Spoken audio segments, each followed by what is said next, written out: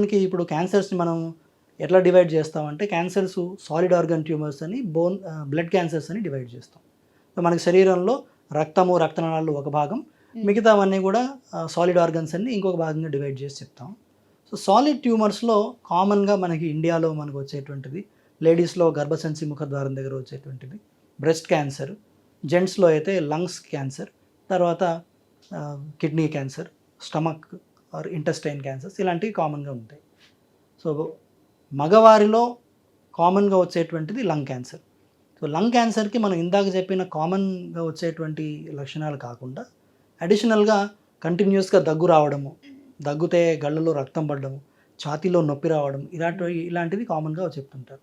Lung cancer problem ఏంటి అంటే అది ఊపిరితిత్తుల లోపల ఉండేది కాబట్టి బయటికి ఏం కనిపించేది కాబట్టి లోపల చాలా చేంజెస్ జరిగి అది లంగ్ నుంచి బయటికి వెళ్ళిన తర్వాత బోన్స్కి స్ప్రెడ్ అయిన తర్వాతనో లేదా వాటర్ రూపంలో ఫామ్ అయిన తర్వాతనో అప్పుడు మటుకే మనకు ఆయాసము దగ్గు సో అందుకే చాలా స్టేజెస్ వెళ్ళిపోయిన తర్వాత తెలుస్తుంది మనకి.